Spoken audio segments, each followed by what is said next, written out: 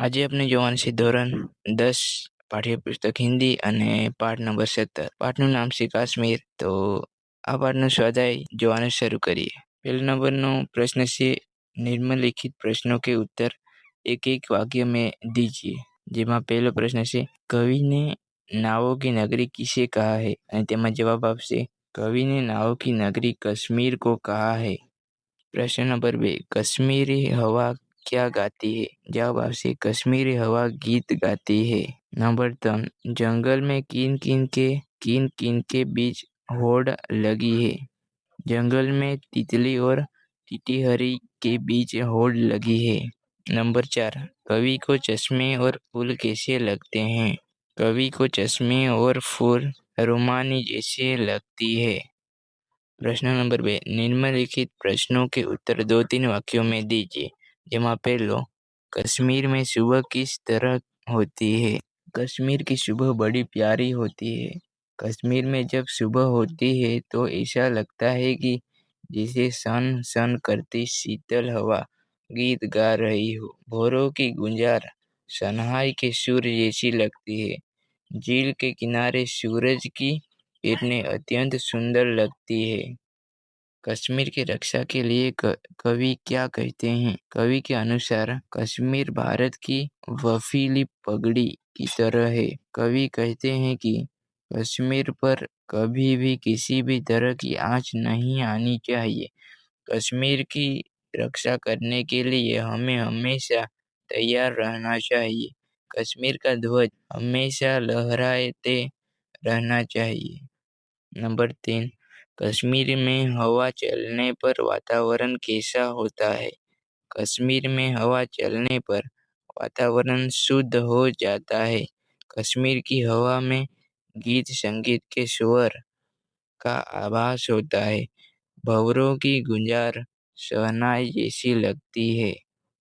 प्रश्न नंबर 4 पश्चिमना ध्वज से कवि का क्या तात्पर्य है. जवाब पश्चिमना ध्वज से कवि का तात्पर्य है पश्चिमना से बना हुआ हमारा तिरंगा हमारा राष्ट्रीय ध्वज. यह ध्वज हमारे देश की आन बान और शान है. यह हमारे मान का प्रतीक है. प्रश्न नंबर 5 कवि के कश्मीर को नावों की नगरी क्यों कहा है. जवाब कश्मीर की नदियाँ झीलों और सरोवरों में सैलानी नौका विहार का आनंद लेती है. नावें कश्मीर की पहचान है. હવે प्रश्न नंबर 3 निम्नलिखित प्रश्न का 5-6 वाक्यों में उत्तर लिखिए. मतलब कि बड़ा जवाब लिखना है जिसमें केवल एक ही प्रश्न है.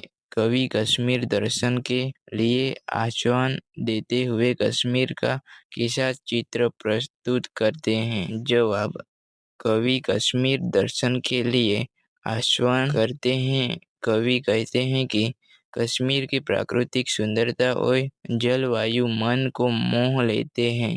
कश्मीर फूलों की घाटी और नावों की नगरी है.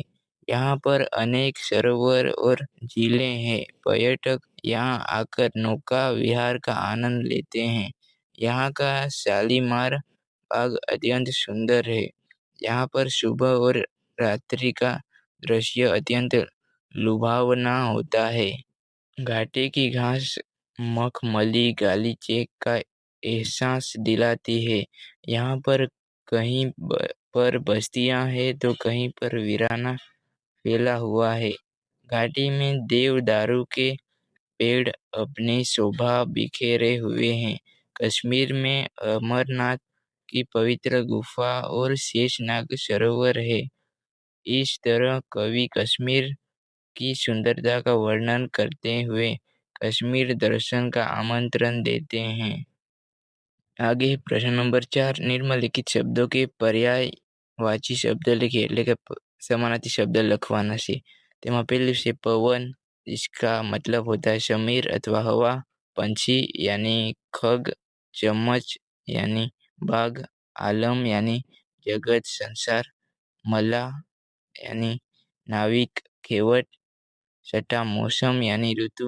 सातमा मसहरी यानी मच्छरदानी. आठमा शबनम એટલે ઓશ. प्रश्न नंबर 5, विरोधी शब्द लिखिए। यानी पहला घाटी यानी शिखर, स्वर्ग यानी नरक, श्याम यानी श्वेत, चौथा मीठी यानी कड़वी, दूर यानी पास। जो पांचवा है हमारा जवाब। और आगे है निम्नलिखित शब्दों के विशेषण बनाइए। इसमें पहला है बर्फ यानी बर्फीला, दूसरा है हिम यानी हिमानी, तीसरा है मखमल मखमली, चौथा स्वर्ग यानी स्वर्गीय।